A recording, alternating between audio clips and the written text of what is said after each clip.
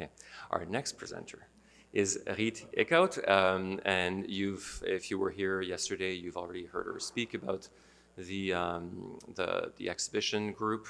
Her drawings are here as well in the exhibition, and she's coming from Riet is at KU Leuven in Belgium, and well, there we go. That's all yours. Hi. I'm going to speak about figural space. Figural space in relation to the drawings or the drafting practice that I have. So it's kind of, as in I do a certain amount of things, and this is a bit of an angle into it. Something that interests me in the research that I do, reading and drafting the drawings. So I'm preoccupied, for this lecture, I'd like to articulate that I'm preoccupied with the drawing's capacity to generate a spatial sensation. This rather than a spatial representation. So that spatial sensation is what I would like to unpack here in relation to the figural. So firstly, there's two things I'd like to speak about. Two important notions is the occupation of the drawing itself and entering the drawing, so the duality of those two. So in general, firstly, I have a need to occupy the drawing as a drafter, or there's wanting to occupy the drawing as a drafter while I'm drawing. And I want the observer afterwards to occupy the drawing when looking at the drawing as well. So that is the reason why I draw large drawings, why I sit very much close up into the drawing, as I draw at arm's length from entering the drawing, as I call it, occupying the drawing when drafting, and allowing everything that I want from the drawing, as I'm drafting it, to find its way into what I want the drawing to do when one looks at it. So the relationship between what I want as a drafter and what I want to happen after the drawing is finished and kind of leaves the table. So to begin and end within the drawing is something that is important within the medium itself, within the shallow depth of the paper space. And so I want the drawing to be experiential beyond its capacity to refer to an object or to something outside of the drawing. So the drawing is finished in that sense for me when it has a certain autonomy, when it can stand on its own and somehow resists the representational. So in that sense, for me, it's important that what is it to be understood of the drawing, kind of the question that I get a lot, what is it that we see? What needs to be understood in the drawing needs to be sensed and experienced within the drawing itself. And so this is the first thing, the occupation of the drawing. Secondly is space and the qualities are to be experienced and verified by entering a space, just as a statement. Entering a built environment in that sense, entering a building, entering a space, is very different from entering the shallow depth of the drawing. A different type of entering takes place in that sense. And this relates to this infamous discussion between Hayek and Eisenman, we probably are aware of, where Eisenman states that Hayek's pavilions at the Berlin exhibition are not architecture because you can't walk in them. And so I remember Dr. Eisenman coming to Berlin and seeing these two pieces of in this great hall. They were 50 foot high, and the people didn't come into the hall because of their kind of presence. They were giving off something, right? We talked about an aura, a thing like that.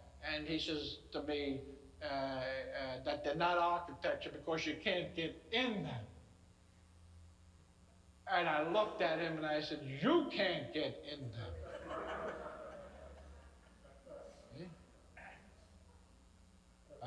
In other words, he was not in the position to get into them because he did not understand them. You can only get into something if you understand or are willing to.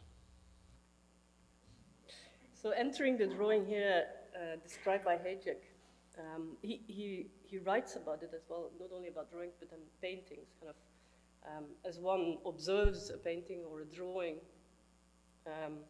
there's an entering of the drawing as a flight of no substance, collapsing space in its wake. So it's kind of collapsing the space between you and the work in itself. So as one observes the drawing, one is transported to some degrees into the drawing. And so with the drawings here as well, I try, one being the final draft of the next, I kind of call it like beating around the bush without being able to hit it, to find more of an extended level of that. And so this search for this experiential space, in the drawing called the architecture, what is drawn does not refer to anything outside of the drawing and has shed its representational values in iterative drawing processes that I have, or that I have in place, that I use. And so I'd like to go through some aspects of this thinking, the drawing processes and the fragments of thinking spaces that characterize this gaze towards the figural space. So first of all, I refer to the figural space as characterized by relational qualities. So this is kind of an umbrella thought. Away from the object-oriented perception of space, perceiving and extracting, and with extracting, I mean physically drawing, the space between the objects and allowing the drawn space to speak of the objects and their disposition, their spatial performativity and their figural potential. So number one is situational encounters. When one engages in this complex world of situational encounters between people, things, and places, the combination of these things in the momentary, it sheds light on the nature of these relational environments, so it gives a clue about what happens over there. These situational encounters exemplified here with figure-ground encounters between objects and ground, man and his ground in different time scales, in different physical scales. And it is this relational environment that I'm interested in when considering architecture within the drawing, away from the singularity of an object or component-directed perception of space, towards an understanding of space as the relationship between these elements. So it's the I use a lot of film photography to construct the drawings. The iterative nature of film frames and photography is helpful in that sense, as it enables a viewing beyond that singular view. Not only with fixed camera positions, as we have these three examples here, but also moving standpoints, allowing performativity of something that inevitably changes constantly.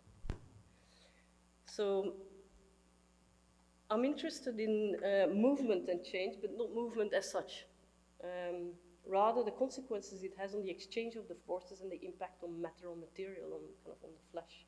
So that constant change of spatial intent moving forward relentlessly in the maelstrom of circumstantial change. I like that change, that difference, to find its way into the drawing, directing my interest towards the idea that that you actually can study form and change simultaneously without them being in opposition, a bit like in evolutionary theory explaining how life forms change. A third notion is the figured ground.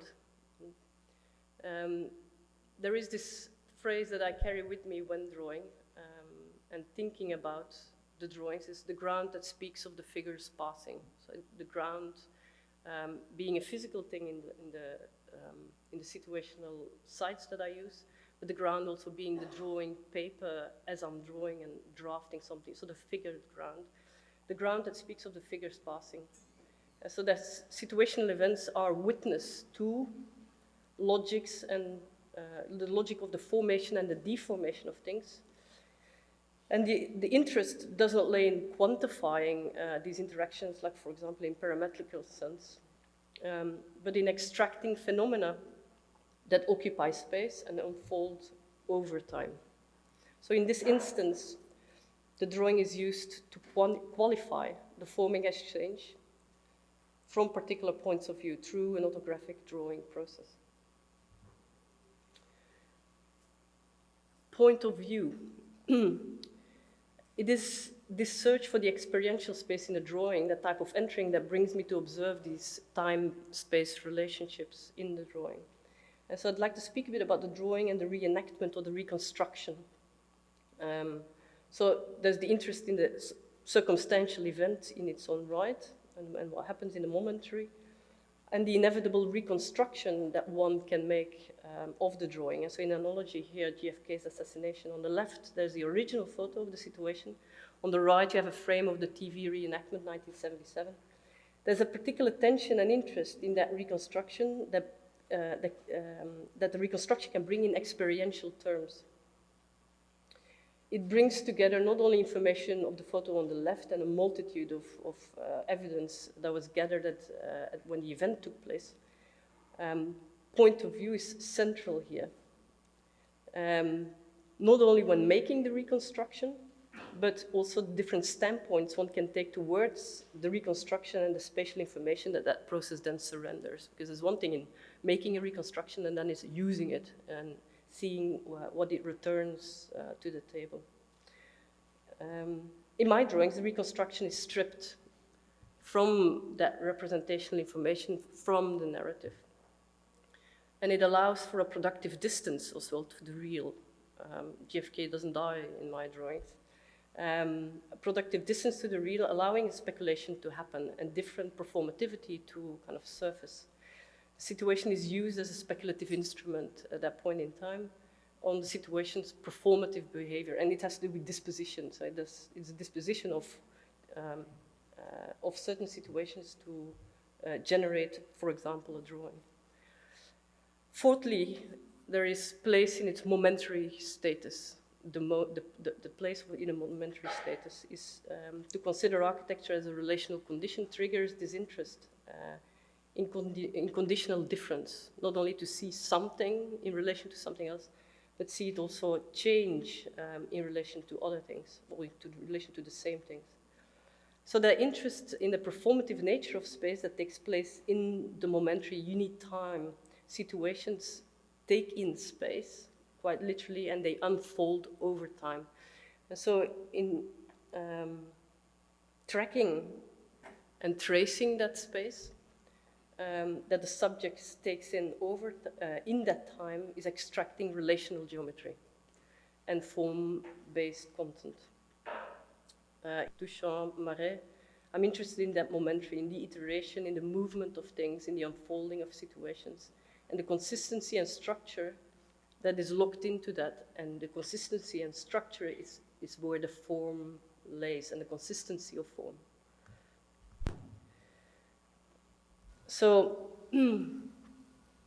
stepping into the drawing, number 5, looking at this reconstruction into the drawing that is on the top left here, that is in the room here, on the wall as well. Looking at this reconstruction again, I used film and photography, projected it and traced on my drawing board. So, to allow very precise time-based information to enter the drawing, to start with an enormous amount of precision. So when projecting the film and the photographs of the subject onto the drawing board, there's also a physical collapse that happens while drawing, and it is enforced between the subject, the thing that is projected, and the drawing workspace. So, and it's sort of an attempt to minimize that distance between, on the one hand, the visual information of the drawing itself, of the situation, and the drawing hand. Occupying the drawing in that sense, sitting in the projecting light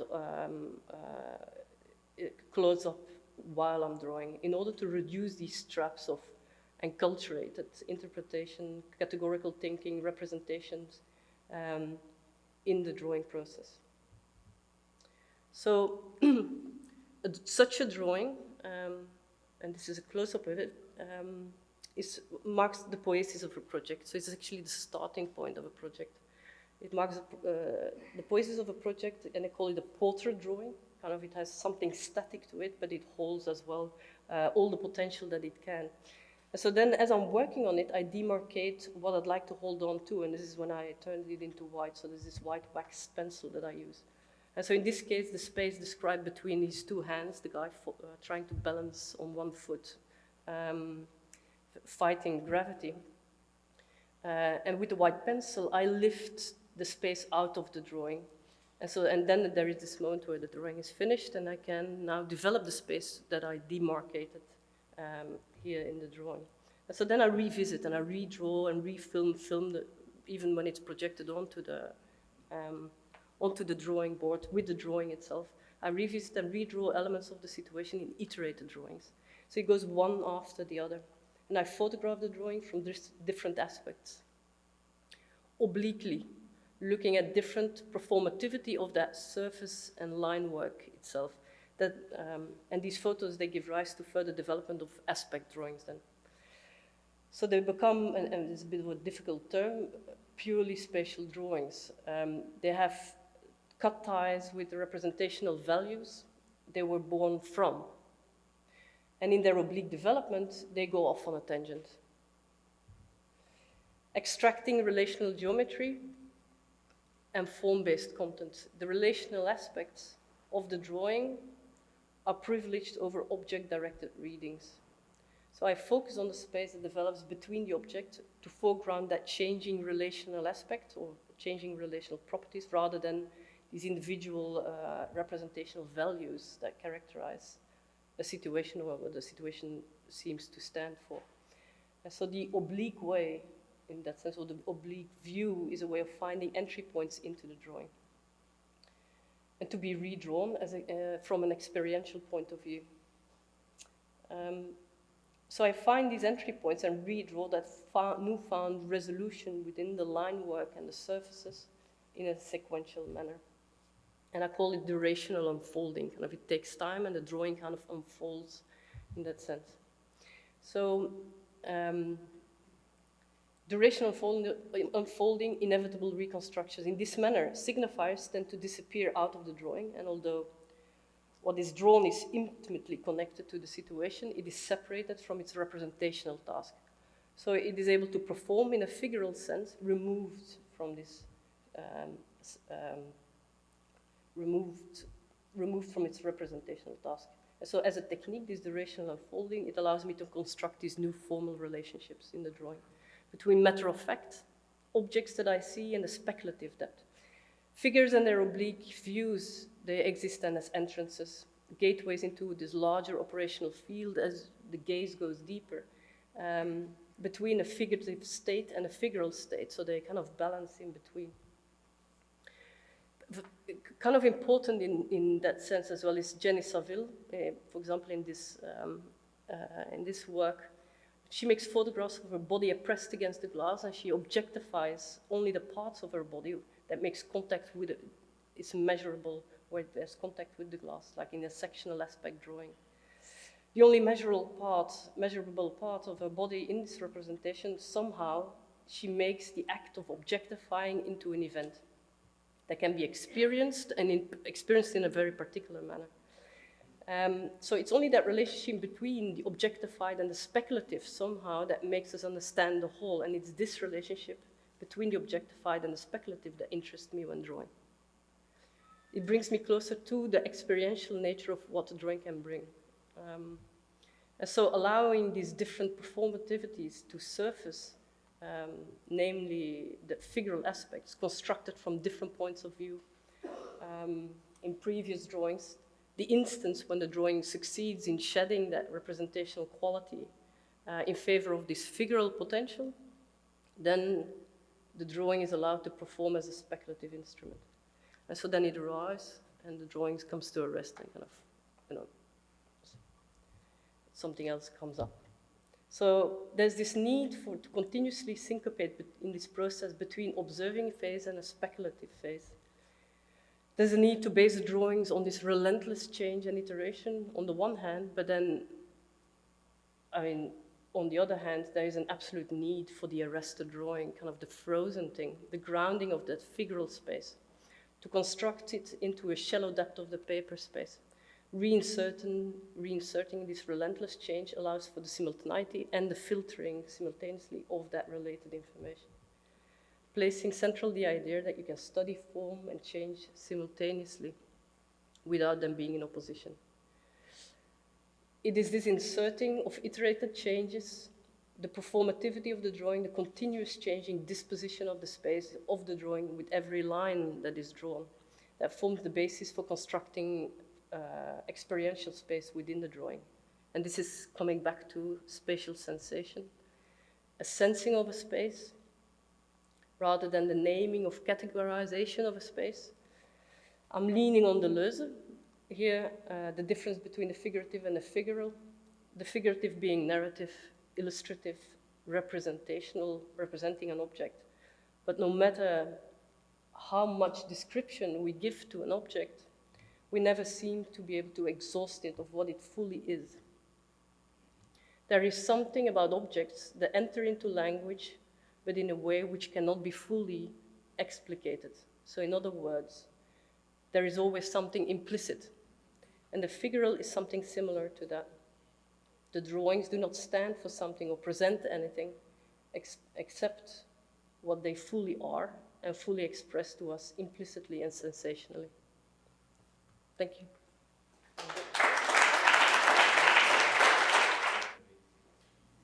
Questions or comments for Riet? Brian.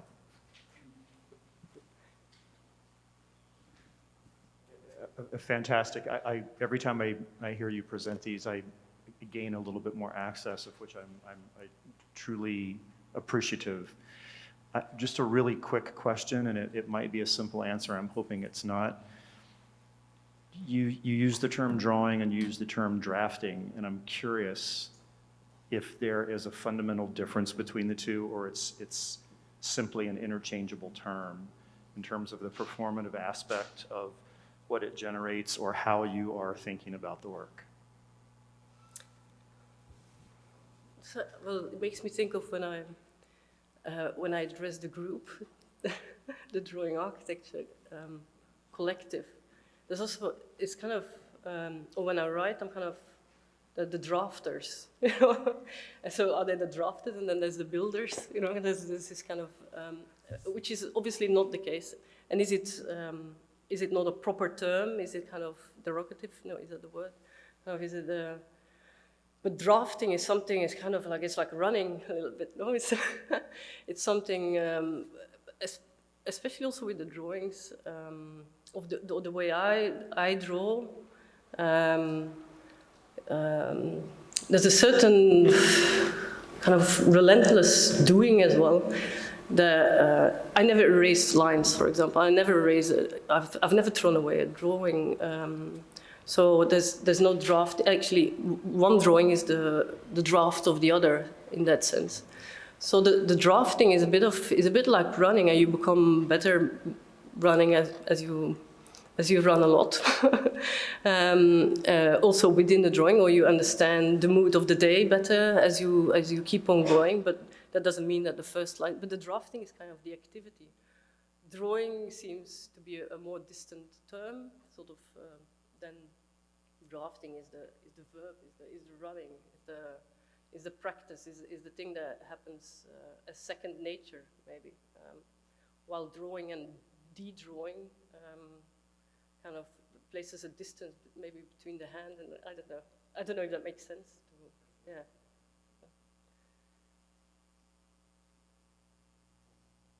Yeah, thanks, Riet. A delight as ever. In your process, with what seems like the lines are and the tone may be a sort of interpretation of that translation, and in each drawing, the thing or the episode seems to have through your process potential in that thing or that episode that is beyond that thing, because even though the drawings are distinct and have their own character, they may be more similar to each other than the episodes are to each other. Mm-hmm. And I wonder if you're seeing something in the world that is not apparent normally. What is it that you're seeing?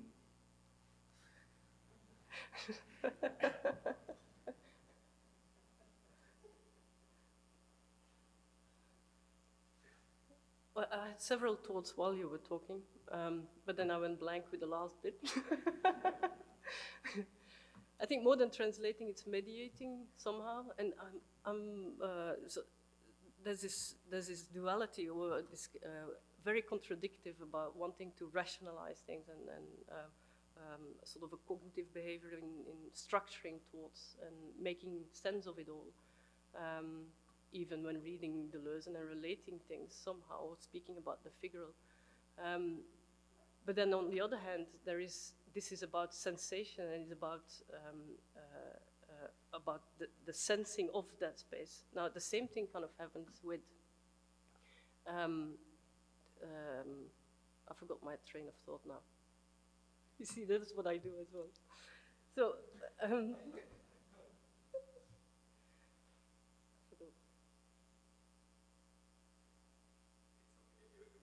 yeah, they will come back.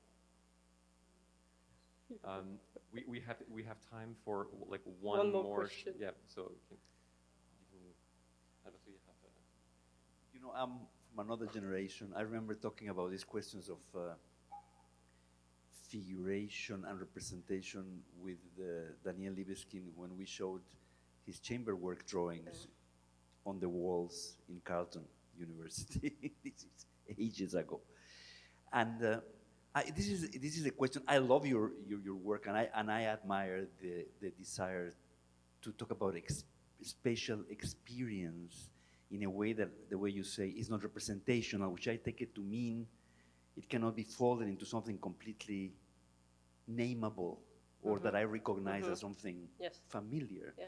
But figure implies something recognizable, right? Video. Figure. Figure, yes. You are contrasting figure to representation.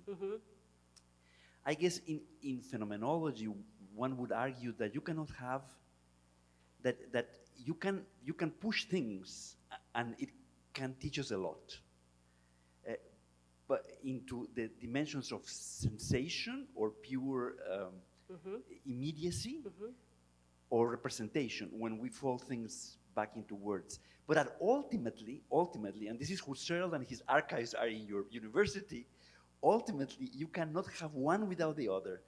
We are, even whatever you tell us, I'm still recognizing something in your drawings, otherwise it would be total nonsense to me. Yes, this is why I say I'm So beating around the bush. Maybe you can say something about that, because I'm always amazed and fascinated by these kinds of drawings, but I think that there is a potential fallacy involved. It's just not hitting it. And this is why I call one drawing the final draft of the other. There's a series of, and I start a project and they become, sometimes it takes 4 years, sometimes the drawing takes a year. And so there's this folding of one information into the other, one being the final draft of the other, but then there are beatings around the bush, which is not correctly used as an expression, but it's kind of beating it, it's like not hitting it. But it's, in relation maybe as well, I wanted to speak about the disposition, because as in, it's always about performativity of things, the performativity of a situation, that I extract the form and the space and time relationship of that. And I try to rationalize it and think about it, but then all the drawings kind of, I've got friends going, they all look the same to me, kind of, they're the same kind of, they're your hand, they're doing the same thing. If there's separate, things happening in the world, how come they look alike? And so then I'm placed in a position where I'm thinking, well, maybe it's not the disposition of the situation. Maybe all these situations kind of appropriate my own disposition. So, and so these things reverse in that sense. So what you see in the world, I'm probably not seeing it right, but I'm extracting certain structures and trying to stick to the underlying logic that spatially is present, because when I draw blindly, that is just bloody uninteresting. and it comes sometimes to that sort of basis, where the underlying structure of something, I use that to then make other drawings. So I'm not sure I'm even seeing the world, Nat, but if one might be critical towards these things. But thank you, Alberto, for that. Great. And thank you, Rie, for the presentation. And we'll Yes. move on. Thank you.